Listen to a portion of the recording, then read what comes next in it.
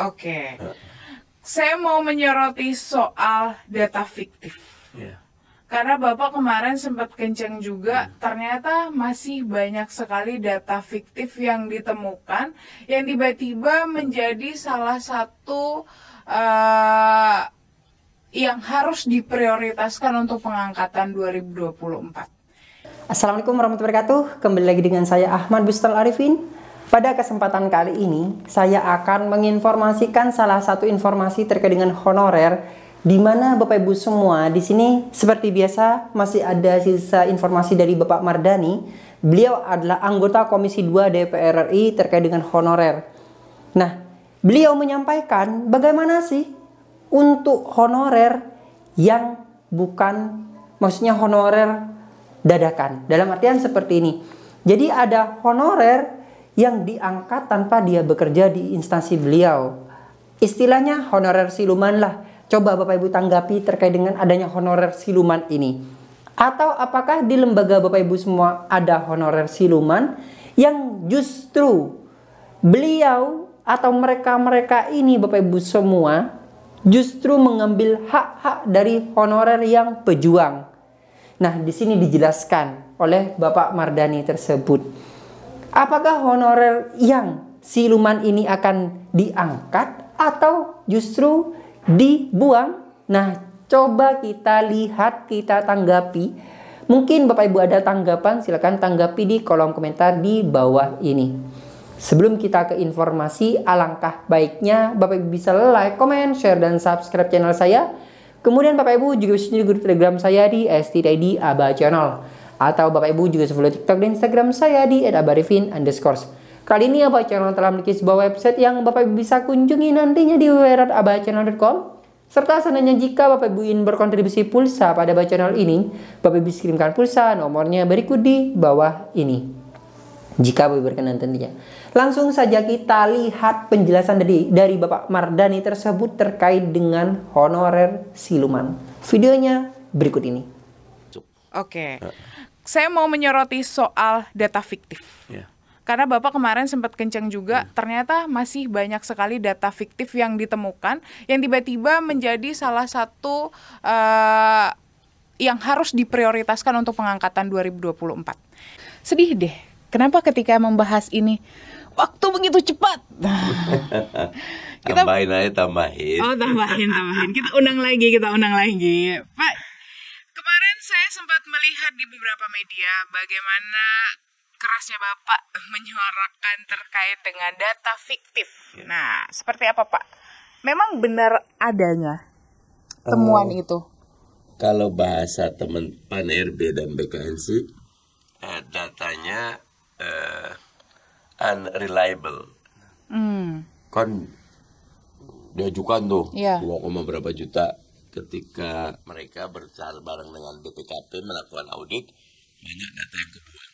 Dan karena itulah dalam pembahasan di Undang-Undang ASN, selain keputusan Desember 2024, seluruh honorer sudah masuk, sudah diangkat, selesai urusannya, juga ada kewajiban melakukan audit data.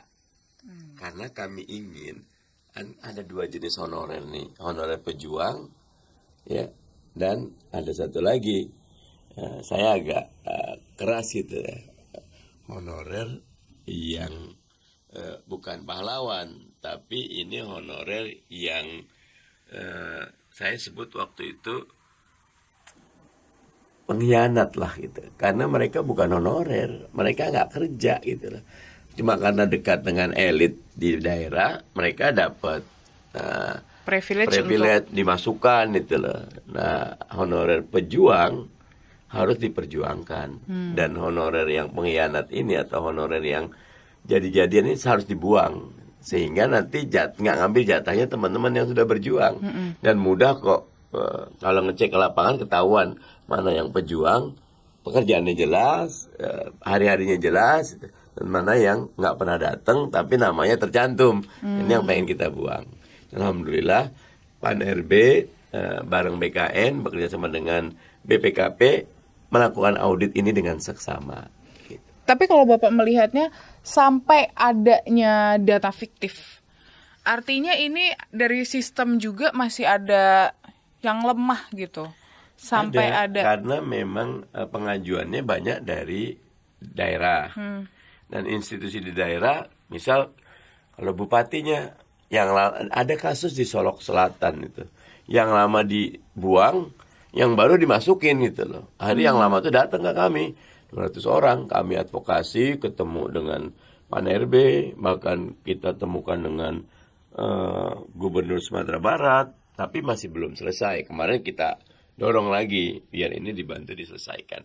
Bersyukurnya mereka yang di bawah kotak-katik itu tidak bisa masuk ke sistemnya BKN.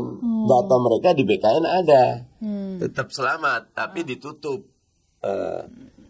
oleh di daerah gitu. Nah, ketika kita ke PN ada Pak, datanya aman kok, tidak berubah gitu. Nah, kami sedang tapi kan nggak bisa. BKN itu kan cuma pool data aja, pengajuannya tetap dari daerah gitu. Yeah.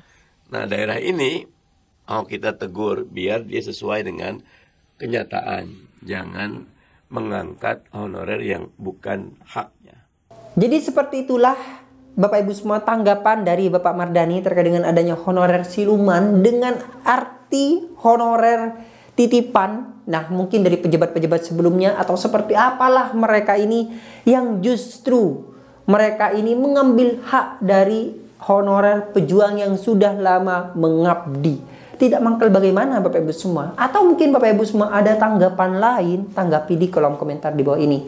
Kenapa tidak bisa atau kenapa dikatakan mengambil hak dari honorer yang pejuang? Karena formasi tersebut justru P3K, formasi P3K justru diambil oleh mereka-mereka ini. Apakah Bapak Ibu setuju dengan honorer siluman ini? Atau perlu bagaimana agar nantinya honorer siluman tidak ada lagi? Tanggapi di kolom komentar di bawah, cantumkan komentar Bapak Ibu semua. Mungkin sekian informasi kali ini, semoga bermanfaat. Bagi yang belum subscribe, silakan subscribe channel ini, aktifkan notifikasinya, dan Bapak Ibu bisa komen di kolom komentar di bawah ini. Terima kasih. Wassalamualaikum warahmatullahi wabarakatuh.